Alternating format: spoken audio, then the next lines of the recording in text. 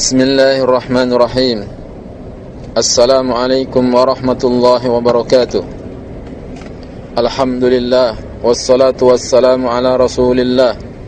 Ashhadu an la ilaha illallah wahdahu la syarika lah, wa ashhadu anna Muhammadan abduhu wa rasuluhu, amma ba'du. Saudaraku kaum muslimin dan muslimat yang saya cintai, sarapan bagi kita kali ini adalah taubat. Siapa di antara kita yang tidak butuh taubat? Karena manusia senantiasa berbuat salah dan dosa. Siang berbuat dosa, malam berbuat dosa. Maka sebelum nafas sampai di tenggorokan, sebelum matahari terbit dari barat, bertaubatlah dari segala dosa. Bagaimana sih caranya taubat? Cara agar kita bertaubat tidak cukup hanya dengan istighfar, tidak cukup dengan mengatakan taubat, tidak cukup seperti itu.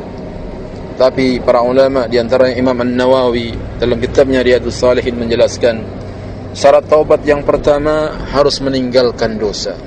Tinggalkan dosa yang pernah kita lakukan. Itu syarat pertama untuk bertaubat. Yang kedua, hendaknya menyesali dosa-dosa yang pernah dilakukan. Apalah artinya kita sudah meninggalkan dosa tetapi tidak menyesal, terbukti masih menceritakan dosa-dosa yang pernah dilakukan dan bangga dengan dosa yang pernah dikerjakan, maka itu tanda dia belum menyesal. Orang yang menyesal hendaknya dia sedih atas dosa yang pernah dia lakukan, dia malu, dia tutupi dosanya, dia tidak ceritakan. Kemudian yang ketiga, hendaknya dia berjanji untuk tidak mengulangi lagi, bertekad kuat untuk tidak mengulangi lagi. Walaupun kadang terjatuh, tetapi dia punya niat untuk tidak mengulang. Dan yang keempat, apabila dosanya berkaitan dengan hak anak Adam, yaitu dengan sesama manusia, tidak cukup dengan 3 syarat yang disebutkan. Dia harus mengembalikan hak saudaranya. Apabila hutang misalnya, kita tidak bayar, itu dosa. Jangankan tidak bayar, menunda-nunda pembayaran hutang saja termasuk zalim. Sebagaimana Nabi mengatakan, matlul ghani zulmun, menunda-nunda pembayaran hutang bagi orang yang mampu adalah zalim. Maka syaratnya yang keempat, dia harus mengembalikan hak orang. Apabila pernah dia mencuri, maka dia harus mengembalikan barang curiannya. Kalau dia pernah menipu, maka dia harus mengembalikan hak saudaranya. Apabila tidak, nanti akan dikisos, akan dihisab di hari kiamat. Kemudian di antara syarat taubat juga adalah hendaknya taubat dilakukan sebelum hilang kesempatan. Hendaknya taubat dilakukan sebelum hilang kesempatan. Kapan hilangnya kesempatan taubat? Hilangnya kesempatan taubat adalah apabila nafas sudah sampai di tenggorokan, apabila matahari telah terbit dari barat. Nabi SAW bersabda, man taba qabla an tatlu asy-syamsu min maghribiha taballahu alaihi, rawahu Muslim.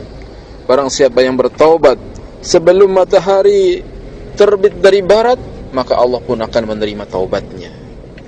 Demikian juga Nabi sallallahu alaihi wasallam bersabda, innallaha azza wa jalla yaqbalu taubatal abdi ma lam yugharghir, rawahu Tirmidzi wa qala hadisun hasan.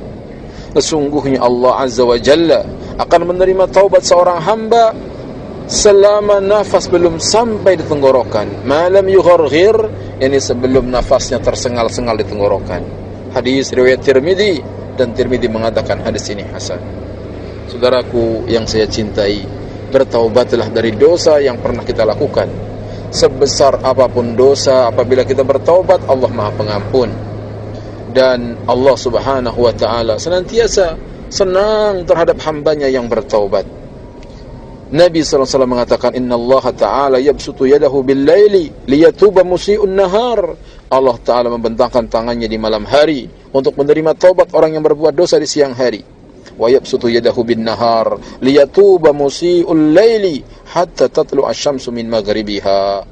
Allah pun membentangkan tangannya di siang hari untuk menerima taubat orang yang berbuat dosa di malam hari sampai matahari terbit dari arah tenggelamnya, yaitu dari barat.